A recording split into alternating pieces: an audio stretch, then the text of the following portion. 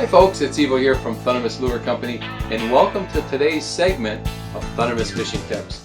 And on today's show, what I like to do is go over a number of questions with you. We get questions from time to time and always do our best to answer them, but I've printed out a few of them here today, and hopefully some of these will be of interest to you. So let's take a look here. I've got Strong Protector. He writes in and says, have you ever used a Mister Twister Grub? And if you have, do you like it? Well, yes, I have used a Mister Twister Grub. Any grub, for that matter, on the back of a jig works absolutely fantastic. It's a common lure that catches you all kinds of saltwater and freshwater game fish.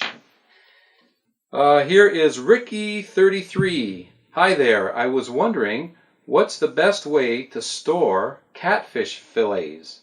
And how long do you recommend them in the freezer? That's actually a question we get quite often. Regardless, doesn't have to be just catfish fillets, any fillets, fish fillets should be eaten within 3 months. You can store them up to 6 months, but really the freezer should be just a temporary holding grounds for your fish. So 3 months, keep it up to 3 months and under and you'll do really well. From Tommy Smoo 69, in your video about summer tube jigging, you mentioned that you're running a leader line twice the length of your rod on no stretch line. When running 10-pound mono, do you do the same? And also, do you attach a leader with a polymer knot? Okay, good question there. When attaching a leader line, I always use a uni knot. And we have a demo for you on our YouTube channel if you're interested in checking that out. And the reason I like to go twice the length of a rod on a leader line is because if you go twice the length, your knot will end up right about here. And this is perfect because the knot doesn't end up in your spool. The knot ends up just before your spool, which makes it easier for casting and it doesn't get caught on anything. So that's one main advantage. And the other thing is twice the length of your rod. If you get snags and nicks, you can cut your line and you'll always have more fluorocarbon there to lean on. So very good question. Thank you for that. What's your recommendation for pounds of line for carp fishing? Lost a big one when I used only 10-pound test line. It surfaced to the top. Ha ha ha. Would you answer this for me? I sure can, and this is Blocky Sock. Well, for carp fishing, when they come to the top or when they get close to shore, they're big, they're heavy. All they do is roll and they put a lot of pressure on your line. So really, you need heavier line. 8-pound test, you can land them with 8-pound test, but I would suggest 14-pound and higher. And if you're going to go with braided line, 20 to 30-pound test because it's thin diameter. But those carp can get very, very big. Take a look, maybe another one here. There's pages of them here. Let's take a look. How about this one?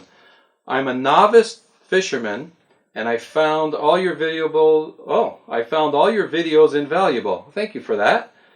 So far, I've been practicing catch and release, but I do want to start keeping them. Can you tell me, or better yet, post a video on the best way to dispatch a fish? Thank you very much. Mobs37, oh, from Cambridge, Ontario. Nice to hear from you from Cambridge. Another question we get asked quite a lot. How do you dispatch a fish? The best and easiest and the most humane way is just to put them in a cooler on ice. They'll stay fresh, very humane. Take them home, and you've got some good meat for the table. Okay, maybe couple more questions here. How about this one from Laminator56? What type of lure do you think would work best to land a trophy-sized pike? Well, pike will hit readily. They'll take a spinnerbait, they'll take a crankbait, but honestly, if I had my choice, it would be a spoon.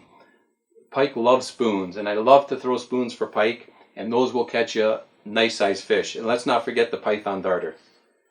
Okay, how about, here's a question from a subscriber or a viewer in Kansas. And it's, here we go again, 2111 in Kansas, or 211 in Kansas. You mentioned that you often use a fluorocarbon leader.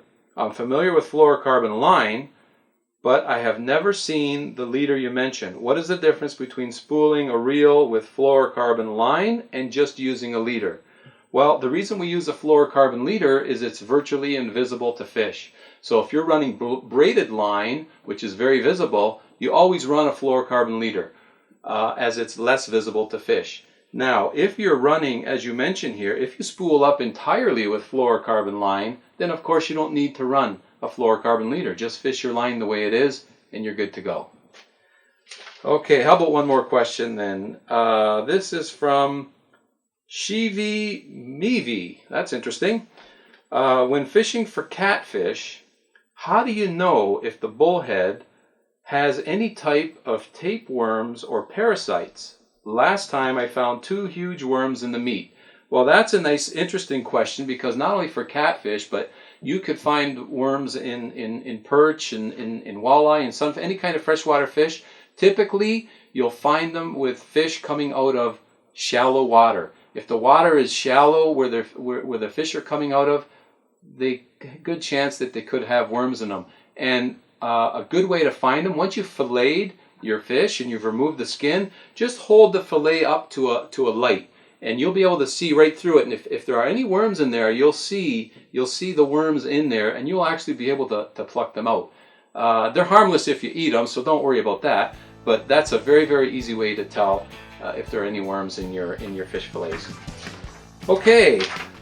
Well, folks, I hope some of those questions might have helped you, but certainly if you ever have any questions, feel free to write us on any of our videos through our channel. Always do our best to get back to people. We welcome questions, and we hope that wherever you are, that you're having a great time on the water. And as always, until next time, good luck and good fishing.